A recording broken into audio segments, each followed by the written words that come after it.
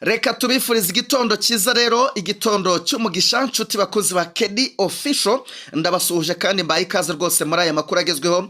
Birumvikana none turi tariki 22 z'ukwezi kwa gatanu umwaka ni 2024. Hanyuma rero nk'ibisanzwe tukaba tugarutse muri studio kugira ngo tubagezeho uko biramutse hano hakurya muri Repubulika Iharanira Demokarasi ya Kongo, by'umwihariko muri no ntara ya Kivu y'Amajyaruguru.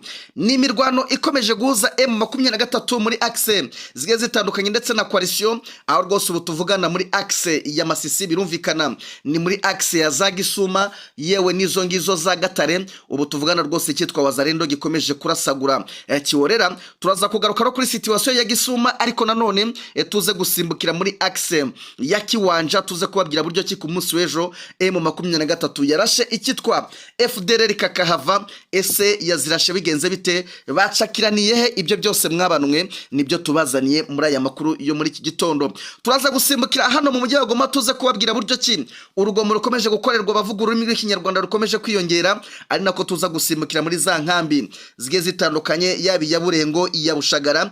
Tubabwire buryo ki abaturage bakomeje kurira yo kwarika, ari nako tuza gusimbukira kandi muri axe ya Sake, tuze kubabwira buryo ki mu byukuri abashoferi nabo bakomeje rwose kuraswa cyenyeji, baraswa n'icyitwa Wazalendo, dore ko rwose kuba uri umushoferi ukaba uvanye ibicuruzwa hano mu mujyi wa Goma ubijyanye mu bice M23 ikontorora, ndavuga za Kicanga, wamara ugakoresha uyu muhanda wa Sake, menya ngo uri mu kaga.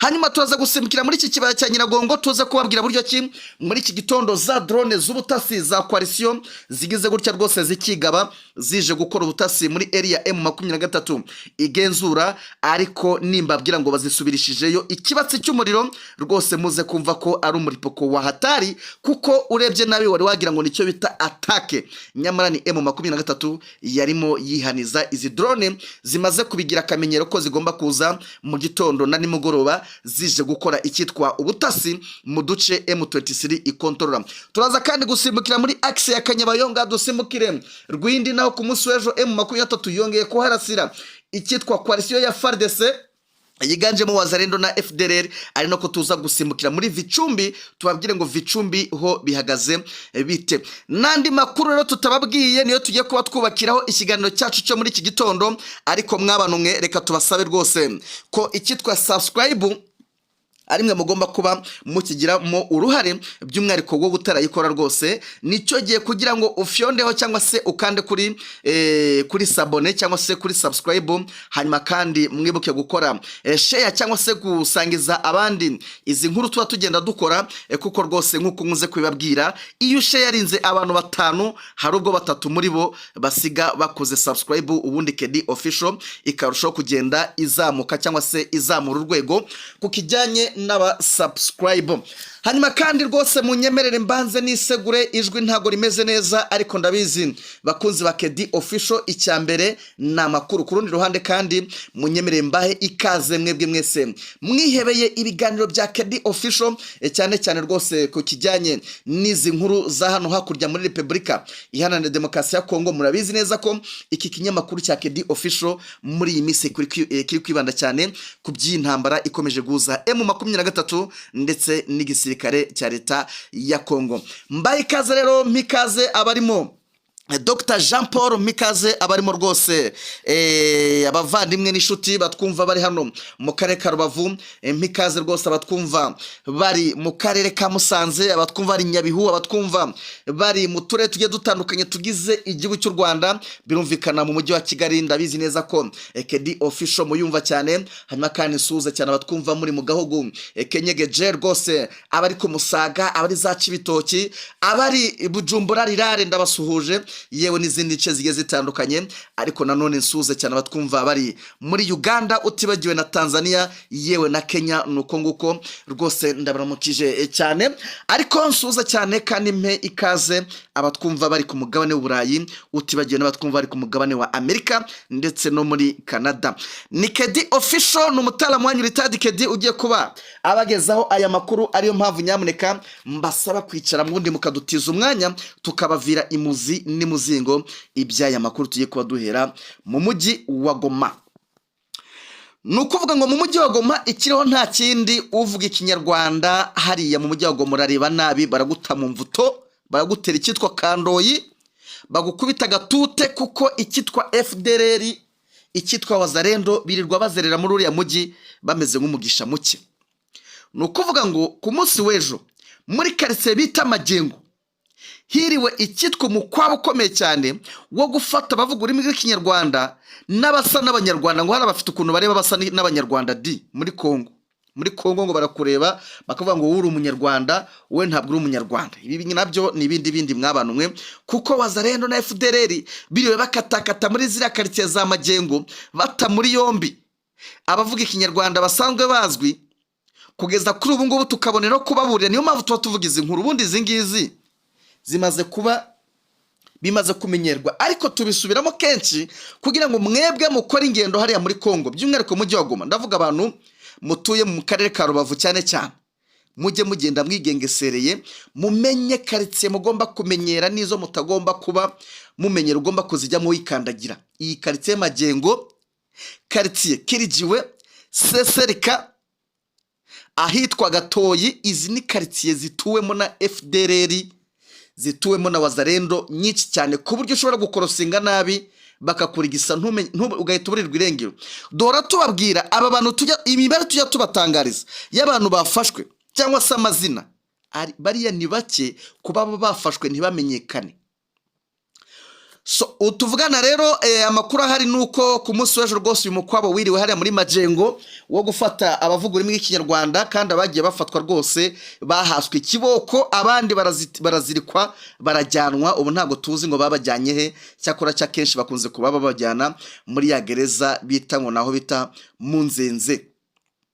Hanyuma kandi tukiri muno mujyi wa Goma, reka tubabwire ko umukuru w'iriya nkambi ya Kanyarucinya ejo bundi ubwo bakoraga imyigaragambyo bamaze kwica baba civile 3 abandi 4 bagakomereka, yagize atya akoresha inama, mwarabibonye n'utu video rwose ari kuvugira mu kamikoro, avuga ati turasaba ko leta yatwohereza abapolisi bakaza bakarinda umutekano n'ibiki, bakarinda inkambi ngo mu rwego rwo kurinda ko wazarendo na FDLR bakomeza kumenyera abaturage.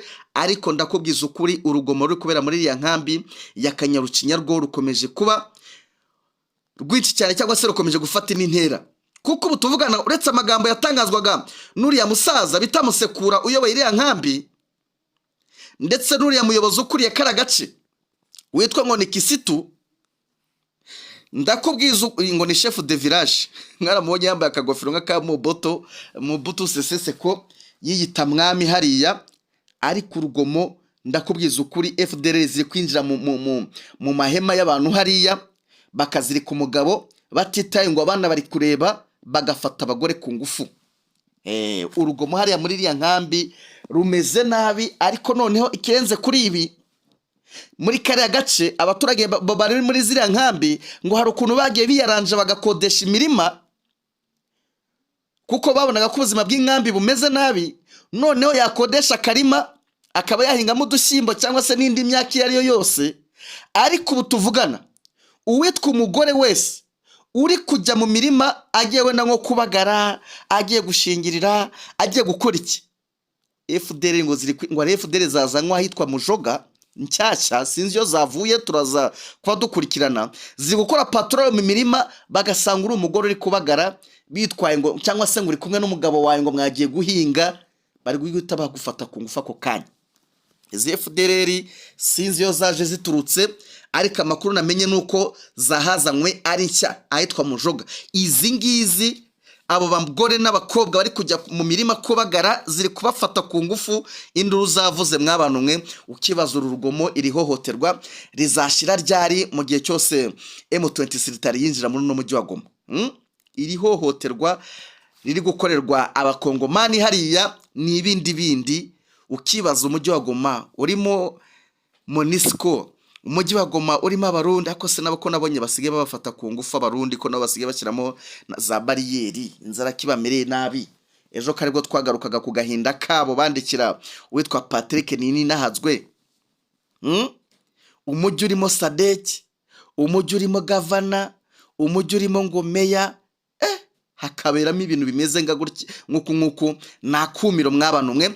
Hanyuma kandi dukomeje n'andi makuru, reka dukomeze kandi dusimbukire mu nkambi y'ibita ngo ni Rushagara ndetse na Burengo, ahantu h'abaturage ngo ikibazo cy'amazi cyabagoye mwibaze. Ariko rero mujye muri ukuntu igihugu cya Kongo cyakubititse.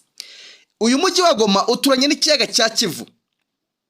Umujyi wa Goma kuva ku Kivu, tuvuge wenda uri nk'ahanga amagengo twavugaga, ujya ku kiyaga cya Kivu n'amaguru, tureke no gutega, nta masaha abiri arimo pe, ntayo. Ariko ukibaza umujyi wa Goma ubura amazi gute?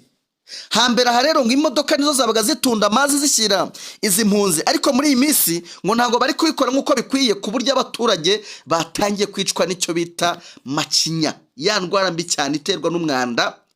Amazi ni zahabu. Ubwo ni inkambi zimwe na zimwe zinegerera ikiyaga cya Kivu, ariko leta kuba yakexploiter cyangwa se yakurura amazi ngo yasaka. Mwibuke ko mu minsi yashize igihugu ni hatari, uzi ko bari bamaze igihe binywera amazi ibintu bikimeze neza bitarazamba. Amazi yo mu Rwanda yagurishwaga ku bwinshi hariya muri Kongo. Hari abaturage bano mu mujyi wa Rubavunzi bakoze business yo gucuruza amazi meza aba mu Rwanda, kandi abataramu baturanye n'ikiyaga cya Kivu bafite imigezi, muzirigezi be muri Masisi uko bingana, ariko gushyira ibintu ku murongo ngo barebe ko byibuze bahereza abaturage amazi meza byaranze. Ejo mwabonye bitananakomerezaho, mwabonye M23 abayobozi bayo bakuru bagerageza gusura ingomero z'amashanyarazi n'iz'amazi zigambiriwe gutuma abaturage babona amazi meza ndetse n'amashanyarazi.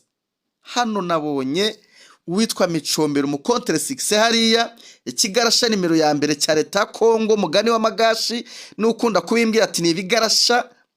Hano cyakoze inkuru ivuga ngo M23 ngo abayobozi bayo ejo ngo basuye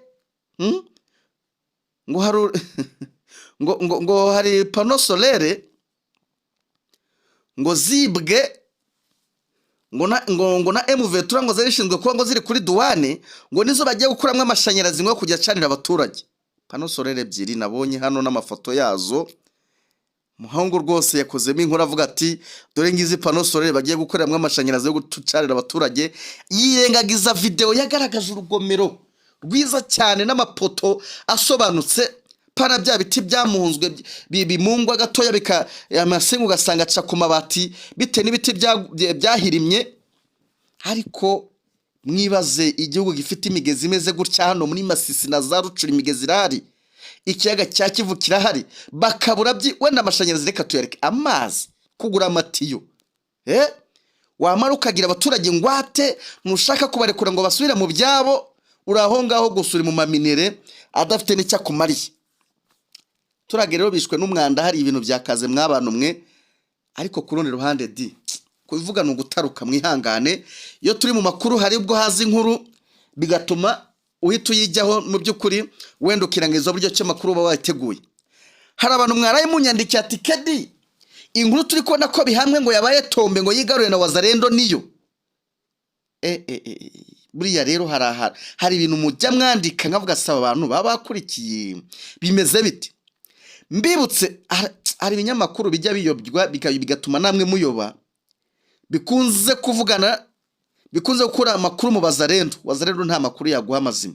Dore nk'ubu hano mfite inkuru y'umuzalendo ivuga ngo la site de Bihambwe récupéré totalement par Wazalendo la site de Bihambwe ngo récupéré par récupéré totalement par Wazalendo ngo c'est mardi le 21 mai. Ngo hano Wazalendo hano yakugusha mu mutego udafite imboni iri hariye ngo uyihamagare uhagikishe ko ibyo bintu banditse ari byo kuri. Hako buriya niba mubona witwa Patrick Muyaya minister, uwitwa Bemba minister, bajya kuri televiziyo bakabeshya abantu, bakavuga amakuru yo kubeshya ngo Vicumbi nini na nini ngo ni yabo, wowe nk'ikinyamakuru ugahita ujya hari ukaripura ngo nibyo utabanje kubaza, ni gute wizera inkuru zanditswe n'abantu nk'aba to mugihe bashebuje ubwabo nabo babeshya? hano rero niyo mpamvu tuba tubabwira tuti mutereke Kedi Official inkunga tujye twohereza y'imboni zacu zijye guhagikisha zirebe eske bihambwe nibyo. Nijoro turi mu kiganiro n'amagashi inkuru yangezeho sanga PD ndi kubaza ku bya situation ya Bihambwe na Gisuma. Sitware tuba breaking ye ko Gisuma yisubijwe na M23. Gisuma ya Bihambwe wayifatute Gisuma na Mema bikontorwa na M23. Bihambwe wabo yiza yiherereye.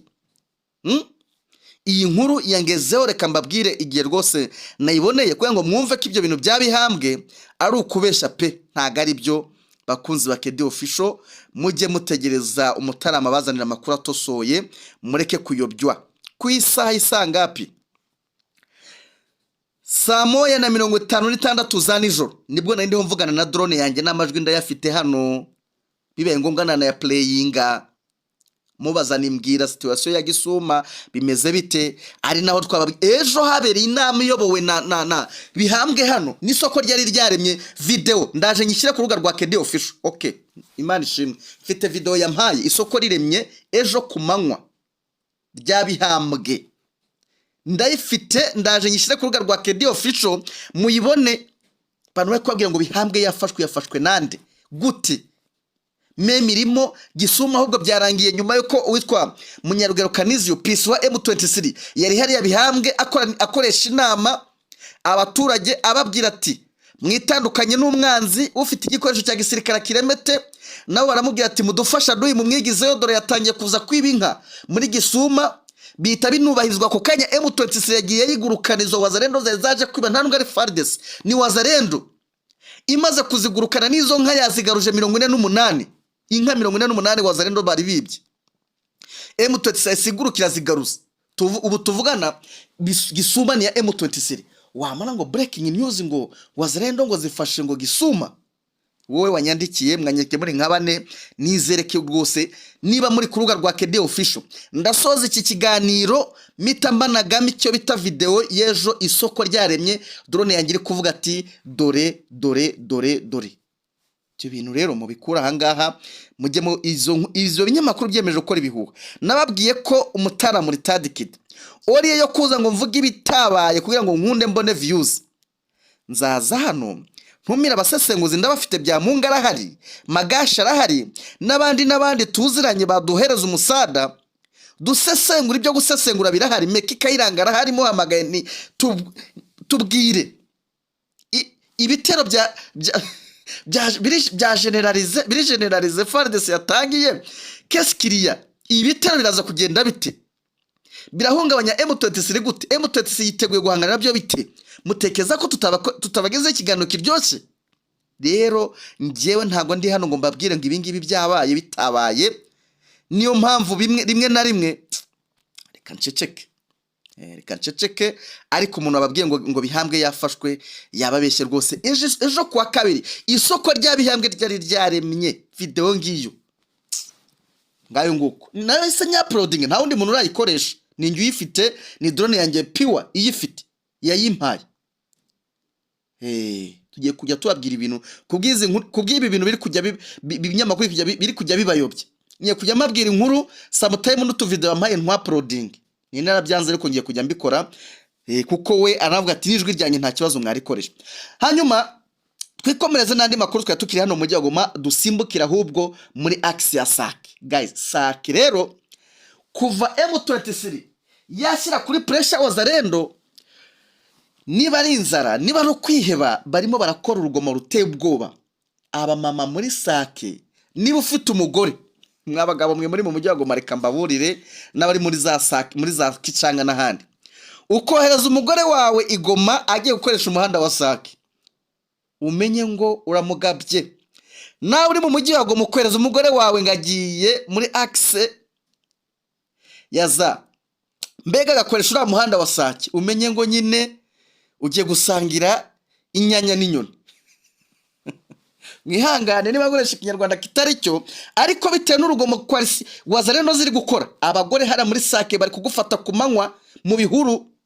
Aya nama amakuru twahawe n'imboni zacu ziri hariya Isake indani. None abashoferi bo wumva ibintu koalisiyo yatangiye ngo kuva muri zone M23 uri umushoferi utwaye wenda ibiribwa uje mu mujyi wa Goma, uretse kugusoresha no kukwambura bisanzwe, ariko imizigo yawe ukayigumana, nta kindi bari kugutwara.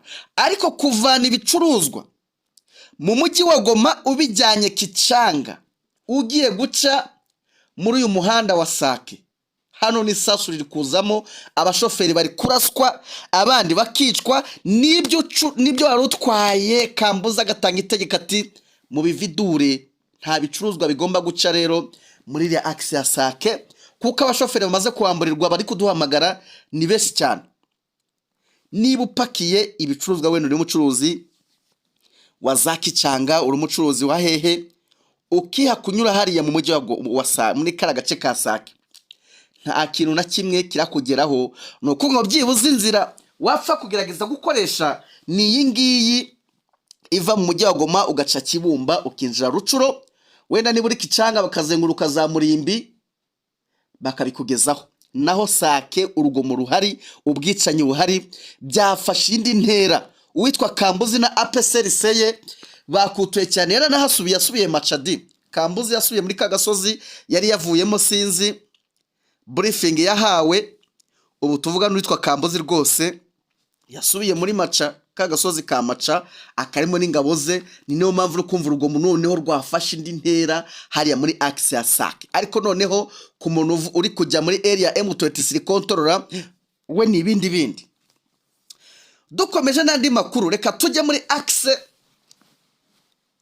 ya already muri Masisi twaye tuwakomoje bivaniranye n'ubutumwa naraye nakiriye masaha y'ijoro. Abantu bambwira bati tubwira ibya Bihambwe ko mu breakinze ko Gisuma yafashwe yisubijwe na M23, abandi bakaba bari ku breakinga ngo ahubwo ngo Bihambwe yafashwe bimeze biti.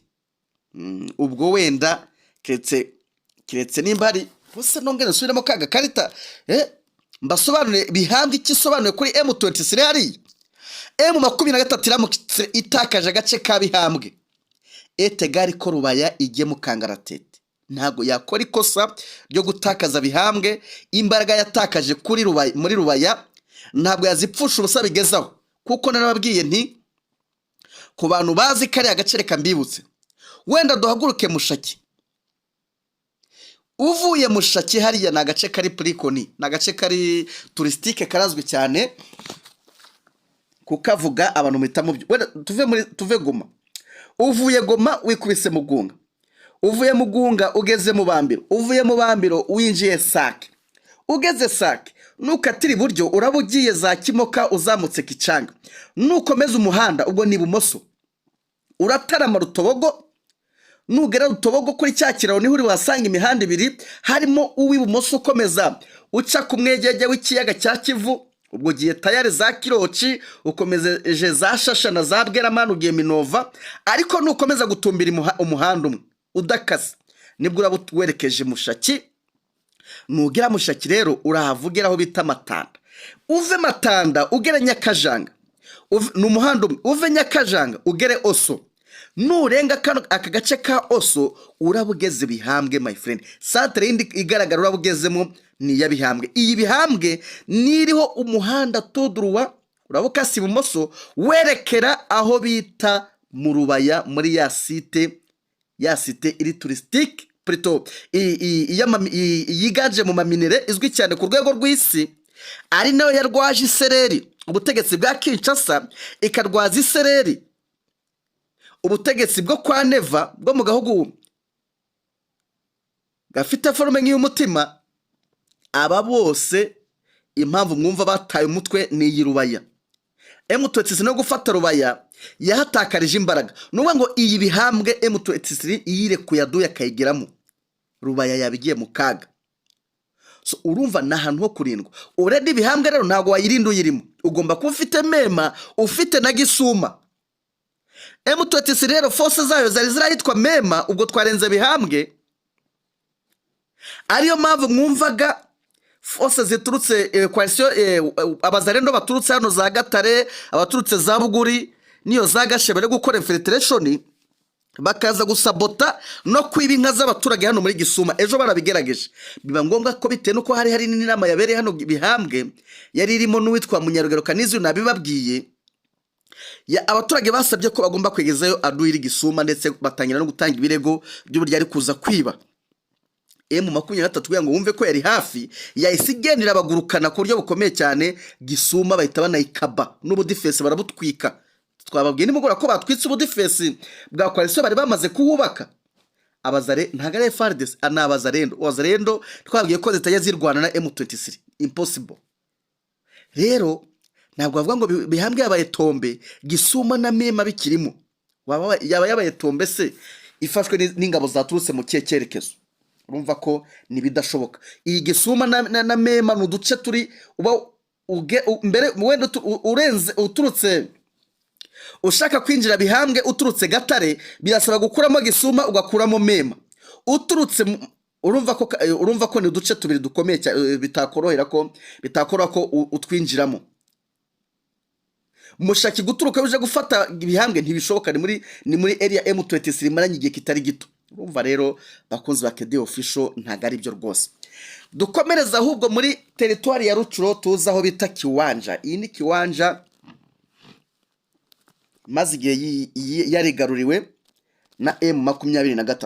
Iyi Kiwanja rero ejo aho bita ngo ni Kaunga, FDL zigire gutya ziyemfiltre, dore ko aka gace ka Kaunga na gace mu by'ukuri kari hagati, ni centre iri hagati ya Kiwanja na Mabenga. FDL rero zigira gutya ziriyemfiltra zishaka kuza nubundi gusahura abaturage. M23 iba yabimenye, yagiye abakomando bayo bambaye civili babanze kuza bambaye gisirikare ngo batabona bakiruka, nibo bajya gukora no operation bakurasi cyitwa FDL hariya, ku buryo dufite amakuru ko abagera mu 8 bahasize agatwe, ndetse n'ubu ngubu haracyarimo imikwabo yo gusaka ngo barebe ko nta bihishe mu giturage hariya no muri ari amashyamba ahegereye. Ubu tuvugana rero FDL ziri muri biriya bice barimo barazikoramo urusorongo. Mwumvishe ibyo bazikoreye ejo bundi Impati, mwumva ibyo bazikoreye ejo bundi n'ejo bazikozemo hariya aho bita ngo ni Rwindi.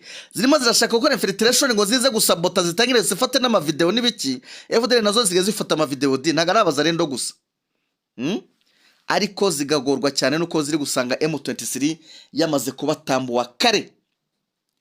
Hari rero mu by'ukuri ziri gusanga baziteguye ubundi bakazihereza ikigwa. Ejo rero aha Kaunga rwose harasiwe aba FDL 8, abandi ntituzi mu by'ukuri ko byagenze, gusa abandi ngo birukanse, ariko haracyari gukorwamo imikwabo, bivuze ngo dushobora kuza kumva n'abamateko. Kiwanja mugi rwose heruka mu myaka y'ahambere umeze neza, mugi mwiza cyane rwose, meruka aba na Monisco, aba n'ikiciro cya Monisco. Urumva ko Kiwanja rwose ni umwe mu migi maze igihe yarate itekanye yigaruriwe kera cyane na M23 rigikubita.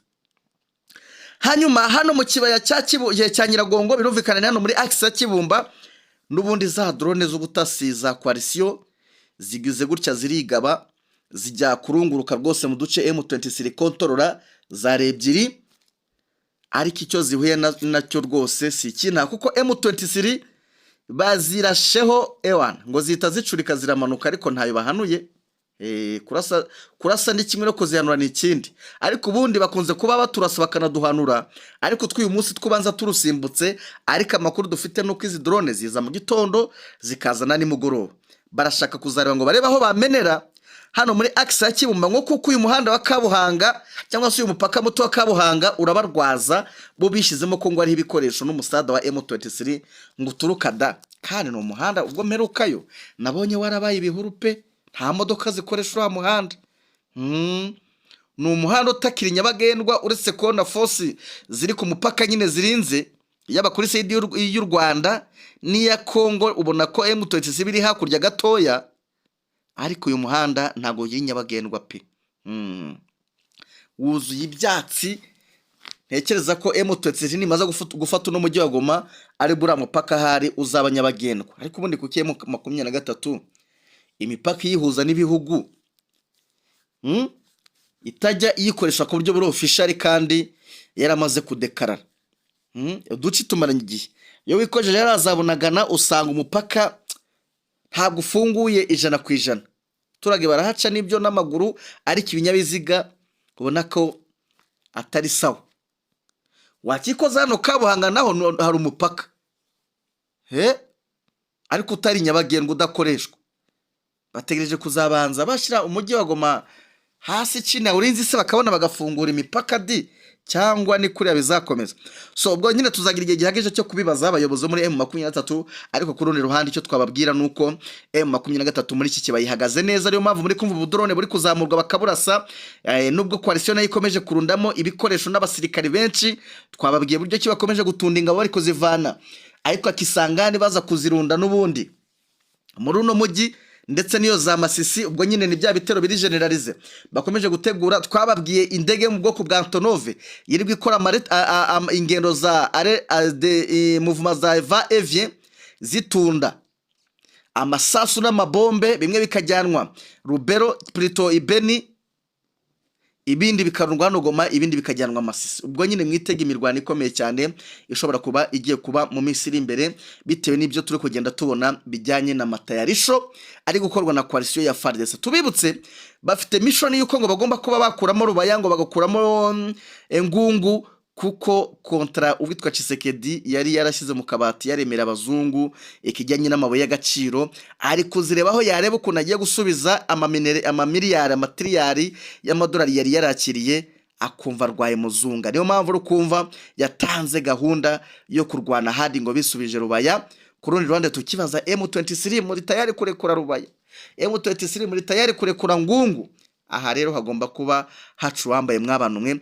Ni nuko nkuko dusoje, ntago tugarutse ku mirwano ya Rwindi, gusa icyo mukwiye kuba mwamenya nuko n'ubundi FDLR ariyo yari yatatse, ariko iza gukubitwa nabi cyane. Turaza kugaruka ni mu masaha imbere dufite ikitwa full package y'amakuru ya Rwindi, kugira ngo mu byukuri mwumve uburyo operation zagiye zikorwamo. Gusa ariko tubabwiye ko barwanye kandi ko barwanishije habaye icyo bita ngo ni gutegana ibico. M23 iza gutega ambush, icyo bita coalition ya FARDC iza kubagwa nabi. Turaza kugaruka mu masaha imbere tubabwira uko Vicumbi bimeze n'ahandi yagiye atandukanye. Munyemere duhinira aha ngaha. Ni Kedi Official, n'umutara mwanyu litadi Kedi. Bye bye.